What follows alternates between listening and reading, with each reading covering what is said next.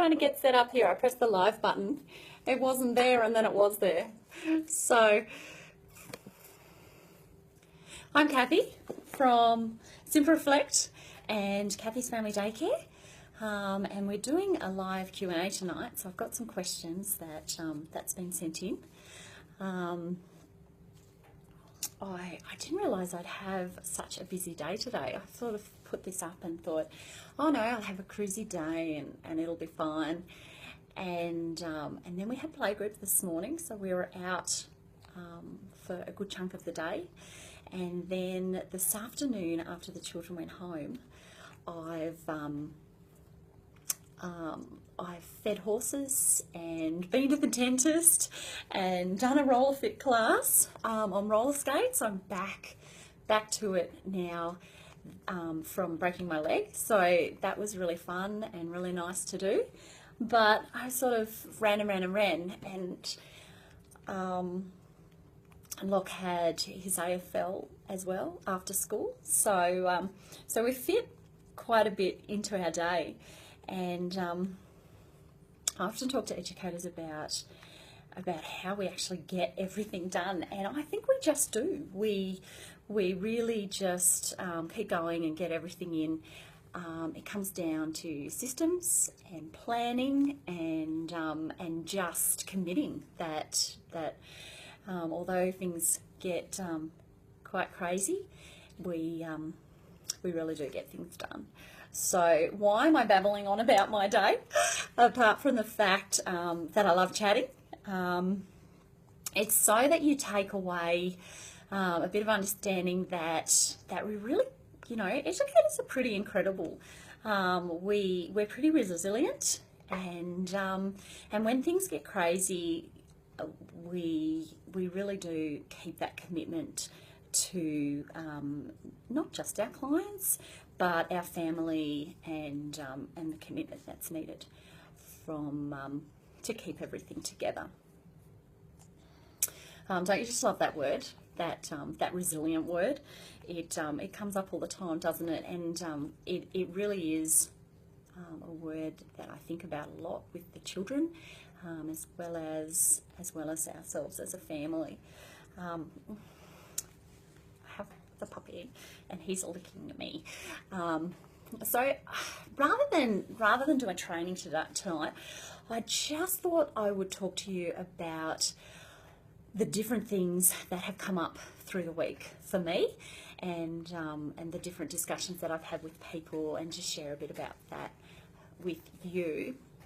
The most important thing to get out this week for me was my fee policy. Our scheme has a 4-week, it needs to be parents for 4 weeks. That's part of our policies. So so that had to be in, the new fee policy had to be in to them. It's flashing, saying my connection is weak. So my fee policy had to be into the office today, or actually by tomorrow, to make sure I could give it out to parents next week. And that sort of led to a few discussions over the week with different educators about what was important, how they could realistically look at raising their prices. Yes, it's important to not price ourselves out of the market as such, but it's really important to look at our own business as well and see where we can make changes. One of the areas that I have changed a few years ago was I had children that came in at 6:30, and then they went on the bus at 8 o'clock. And I often didn't have parents that came in till 9, 8:30, 9.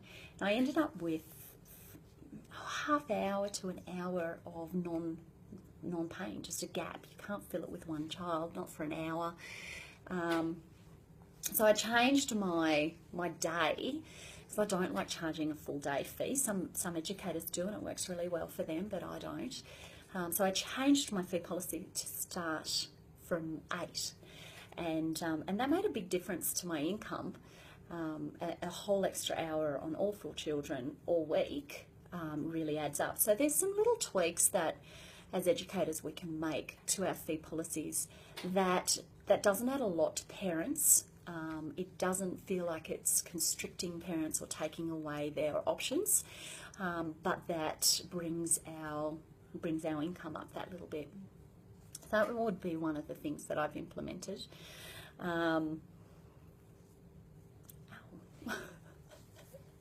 So the other thing is looking at your actual business. You know, are you adding value regularly? Are you reliable? Charging what feels right for you? Those sorts of questions.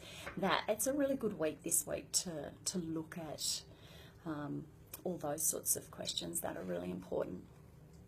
Hey, what else happened with this week? Jode from Mummy Musics and Mayhem put out a wonderful article about family daycare educators, home-based educators, their environments and the value that they can add to our community. So if you haven't had a read of that, go and check that out. I'll put the link in the notes because I just was a little bit stoked when I read it. It's just beautiful and it really does ring true on the service that I try to offer. So what else happened this week? Oh, I did a fabulous podcast. It was a mini celebration of Jode's article that was shared. But then I also asked a really important question, and especially for educators, because sometimes we just roll along and we get in a bit of a pattern and a habit that we don't often change, and then it takes something to sort of jolt us and go, ooh, you know, can I change that, or do I need to look at that? And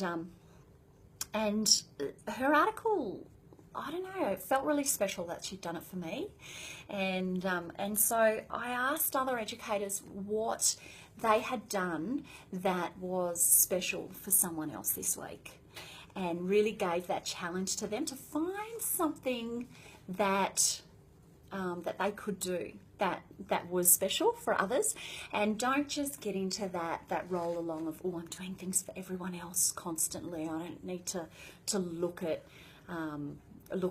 you know, someone might need my help, or someone might need just a kind word, and actually find somewhere each week where you can do something special. And I thought that was a really quite a challenging challenge for some of us, it was something that I hope, I think it's episode 35, so if you wanted to go to Shine as an Educator, the podcast, and have a listen, I really enjoy doing them each week. It gives me something to focus on with my critical reflection as well, which I think is quite it's fun, and it's my way of helping. So we also transferred a lot of our current customers with Simple Reflect over to the new build that we've been building, spending a lot of time making Simple Reflect more robust and also adding access for a web browser too, so that educators can swap between Android, iPad, and web browser if they need to, whichever way. Often I find it a really, really easy way is to do most of my programming with the iPad, and then change over to the web browser on the computer just to finish things off if that's needed. Often it's not, but it's nice to have that option there if we do. If you do. So that's about it for me for tonight. I hope you did get a little bit of value out of this. I sort of had the puppy biting me. We have some wonderful discussions going on in the early years programming mastermind.